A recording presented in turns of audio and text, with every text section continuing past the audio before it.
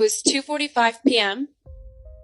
on a rainy Friday in Los Angeles. My dad was just brewing a cup of coffee in the kitchen when he answered a call from an unknown number. He froze as he heard a woman violently crying and screaming on the other side of the line. Next, a strong, masculine voice came on. And he said to my dad, "We have your daughter. And if you don't listen to every single word that we say, we're going to kill her." My dad paused. He lost his breath for a moment, and he managed to ask, "Can I talk to her? Do you want us to break her arm?" They taunted him. Now, you have to understand, I'm one of 2 daughters. And sadly, just 6 months before this phone call came in, we took my big sister off of life support. I'll never forget the day that she died. My dad looked at me with this grief, with this heartbreak, bigger than the entire sky. And he kept repeating to me, saying, "Now, I only have one daughter left." So as anyone would when they're in fear, he gave his power away and he desperately said to the kidnappers, "This is my only daughter. I'll do whatever you want." "Are you alone?" the kidnappers asked him. And in that moment, he locked eyes with my mom across the kitchen, pressed his finger to his lips, silently begging her to remain quiet. And he said to them, "Yep, I'm alone," as he scribbled on a napkin. He wrote, "Go outside, quiet, call 911. Ashley's been kidnapped."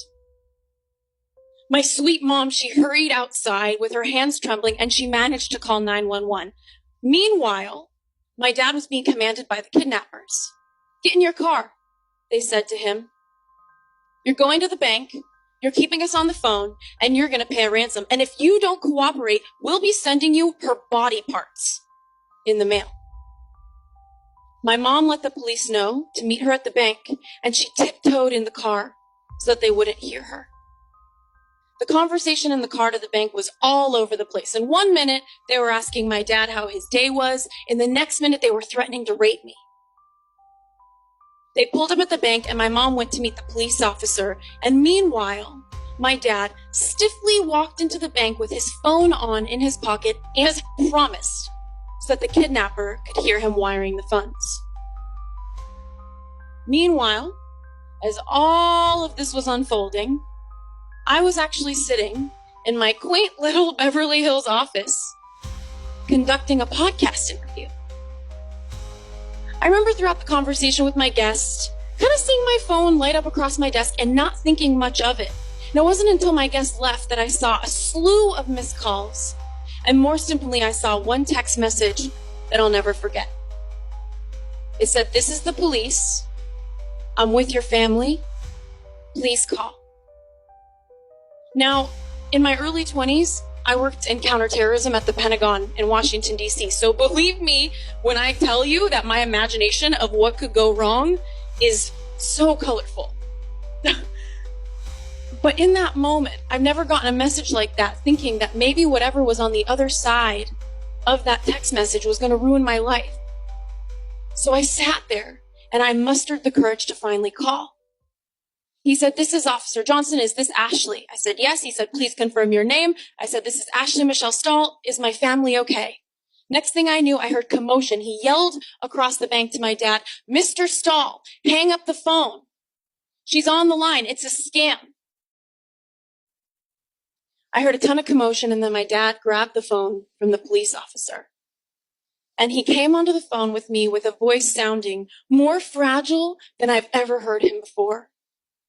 And all he said to me was, "Is it you?" I said, "Yeah, it's me." And for the first time ever, I heard my dad break down and sob. He didn't sob like that when I was a little girl. I remember one of his businesses went under, and our family went through an incredibly hard time.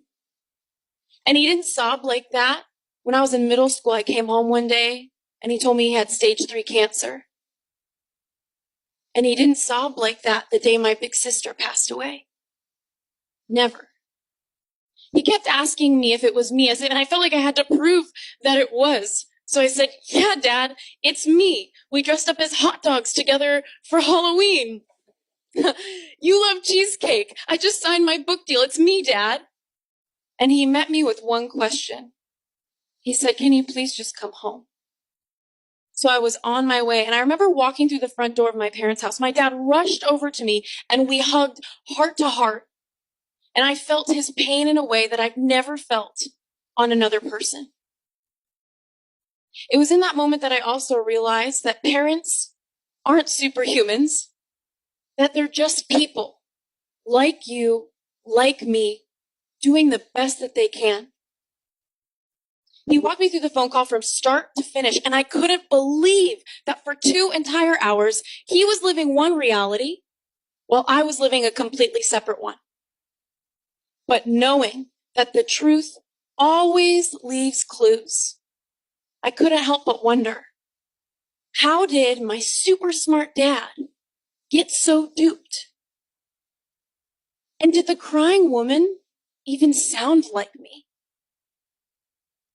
And how did he manage to give his power away so quickly to a bunch of strangers?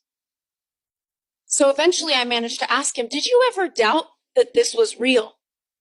And he gave an answer that we all tend to give when life corners us and we buy into fear. He said to me, I didn't think that there was another option.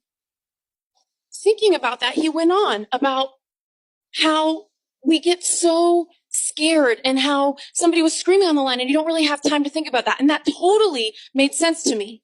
But throughout the rest of the night, I sat there in so much sadness and some anger, looking at how traumatized. I'd never seen my 75-year-old dad so traumatized. Wondering, how could somebody do this to another person? And it was in that moment that something completely unexpected washed over me. And it was compassion. Not just for my dad, but for the fake kidnappers. I wondered, why would somebody choose a career path of scaring people like that and robbing them of their life savings? And the only answer I could come up with was, maybe they didn't think they had a better option. Or, maybe this is what their parents taught them, just like my parents taught me what was possible for me in my career. Or maybe they don't have the awareness that there's another way. Put simply, maybe this was the best that they thought they could do to get by, survive, and meet their needs in the world and pay their bills. Often we kidnap ourselves from the lives that we actually want because we think a different path is going to help us survive, get by, pay our bills, or meet our needs in the world. I pulled out my journal and I wrote at the top of it, I'm my own kidnapper. I listed all of the ways over the years that I silenced the truth of what I actually want. All of the times that I took myself captive on soul-crushing journeys that I didn't even want to be on. I thought about how so many of us choose majors in college or career paths that we don't even want to be on because we think it's going to help us survive, get by, or meet our needs in the world. But it doesn't have to be that way. I encourage you to ask yourself, where am I kidnapping myself from the life that I really want? How am I giving away my power, getting into fear, just to meet my needs in the world? When we go into fear, we give away our power and we disconnect from who we really are and what we really want. But as a career coach, I've learned that there are 3 key steps that you can take right now to make what I love to call a U-turn, which is the decision to get out of fear and come home to yourself.